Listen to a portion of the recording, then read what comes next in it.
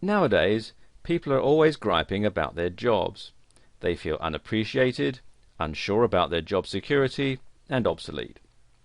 They never know when they might be laid off and/or replaced. There are oodles of workers who live in fear of getting booted out for simple reasons like coming back from lunch late or having to stay home with a sick child. This has led to more and more people looking to shore up their incomes in less conventional fashions. It's led many to start their own home businesses, and the internet is their platform of choice.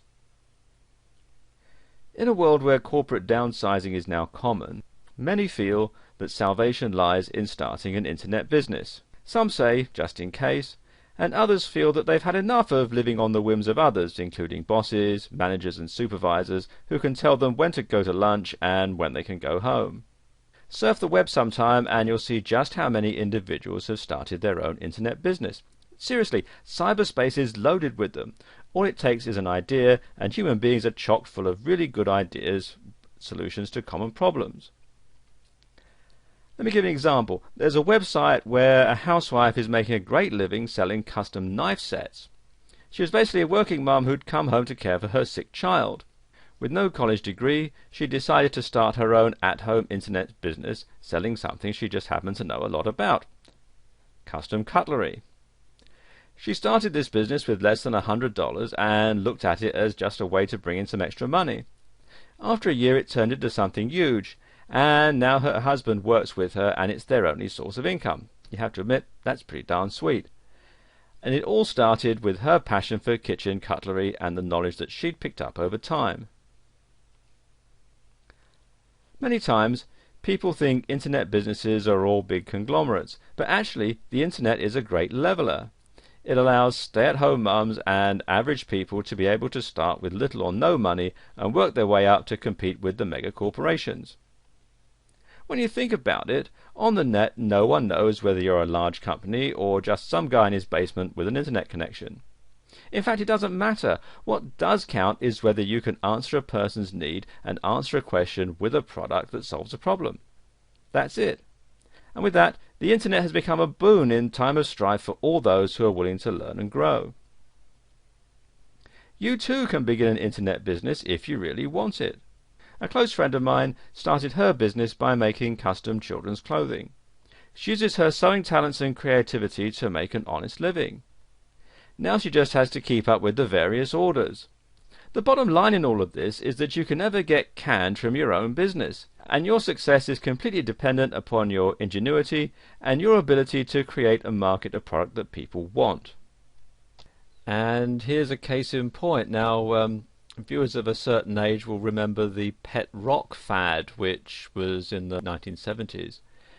And what you may not know is it was invented by this guy, Gary Dahl, and it was done in response to a need. There were lots of people who lived in apartments or rented accommodation who weren't allowed to keep pets. So he came up with this idea that you could keep a rock as a pet. There was generally nothing in your lease that says that you couldn't have a rock as a pet, and he released it around Christmas time in 1975, and it only was around for about 6 months before the fad wore off, but in that short time he became a millionaire. The rocks cost him only a few cents to buy. He added a few more cents for packaging, which was bought in bulk, and he sold them for $3.95 each. And he went on to, as I said, make $1 million in 6 months. So it can be done. And this was done in the days before the internet, when he had to go out and buy the rocks and package them up and ship them out to all the stores. And this video series shows you how to take ideas and turn them into a viable business that's going to get you noticed in the marketplace, and the rest is up to you. Information is what drives the web. More accurately, the search for information is what drives the web. When you start surfing the internet, querying search engines and looking at various websites, you usually have a question. Think about it. When you go to a search engine like Google and type in a search term, you're actually asking the internet search engine a question. For instance, when you go and type in something like how to get rid of acne, or acne cure, or get rid of acne, you're actually asking the question, how do I get rid of acne, right? This is the usual application of search engine queries, and we do it all the time. The search engine results, called SERPs, answer that question by giving us a list of websites that have the information relevant to answering your query. And you can see for acne cures there's a whole lot here. And when you think about it like that, you'll quickly realize that the basic reason the internet thrives and grows is to answer questions put to it by hundreds of thousands of people worldwide. In the answers to questions are businesses, product sales, fortunes made, and the opportunity to answer and supply information about a topic. It could be anything, however, the process remains the same. In order to start an internet business, you must think this way, and as a result, your idea will be the answer to a question put forth by many. Most people go into business to make money. Having a clear picture of what product or service they're going to present via the internet is necessary in order to be successful. Having a business model plays a crucial role in achieving that goal. The type of environment in which a firm operates, as well as the type of changes that it faces, also play important roles. The internet stands to establish new game strategies for businesses. It renders existing bricks-and-mortar strategies obsolete, while creating opportunities for wealth creation via the web. Taking advantage of all that the internet entails involves conceiving and executing a good internet business model. Such a model must not only have the right components, but also the right linkages between them and its environment. It must also have a degree of resilience and flexibility to take advantage of change. In this video series, you'll find all of the factors and options that will allow you to go from internet business newbie to a level where you can conduct business effectively via the internet. Before we go any further, let me just give you a brief introduction to the history and terminology of the internet, along with the key segments of the internet industry. You see, the terms internet, the web, and the World Wide Web are often used interchangeably, but they're not the same. Now, the internet is a vast system of computers that are connected by high-speed communications lines and which can understand the IP/TCP protocols. The World Wide Web? Well, this is linked content that is accessible via the internet. It's written in HTML, which stands for Hypertext Markup Language, and it's viewed through a browser like Microsoft Internet Explorer, Mozilla Firefox, Google Chrome, and so on. And it uses the HTTP, which is for Hypertext Transfer Protocol, which is the World Wide Web standard.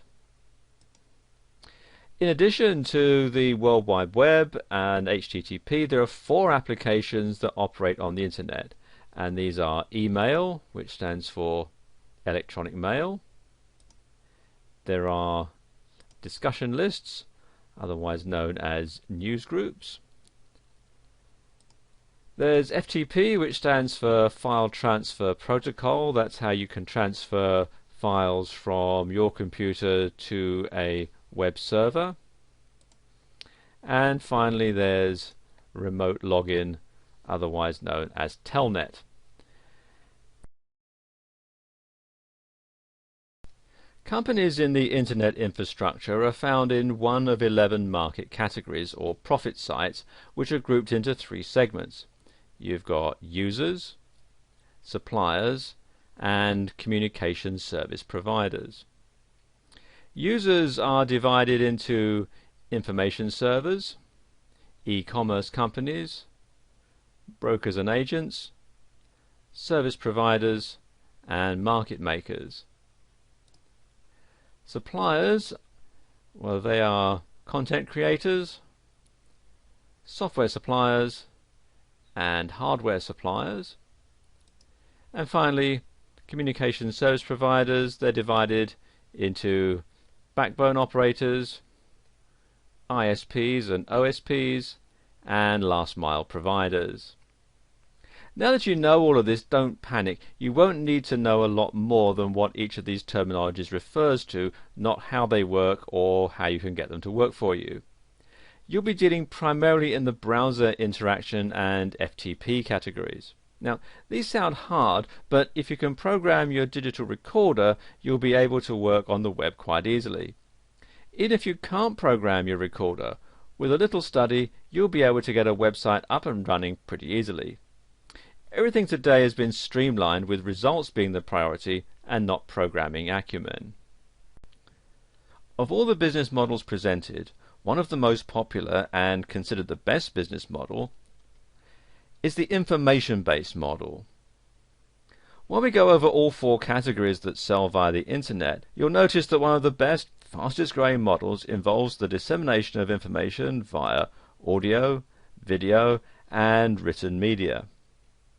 A popular form is all digital, with no physical products to store, ship, or keep track of. A digital product has an infinite shelf life, can be downloaded at the convenience of the buyer, and never needs service. It's universal and easy to set up and maintain. All you need is a website, an idea, and the ability to produce, or hire somebody else to produce, the product. Through affiliate marketing, creating the product is not even necessary. The only thing an affiliate needs is knowledge of internet marketing, which is both for sale and freely supplied all over the internet. Blogs are the new website of choice on the internet. It used to be you would set up a static website. Static websites display the same information for all users with no interaction or dynamic change happening on the page. The page is usually an HTML or text page that remains the same until the entire site is updated. Static sites are considered Web 1.0 and are difficult to manage when sites get large, and they're equally difficult to keep up to date. They are, however, cache-friendly and are quick and easy to put together. Most people have moved on to dynamic blog pages which can be updated all day long. The index or sitemap for the site updates automatically as information is added to the site, and with some blog platforms like WordPress and Blogger, it also notifies search engines and the many Web 2.0 sites that something has changed. Because of this, blog platforms have become the ideal and most popular format for websites to be built on.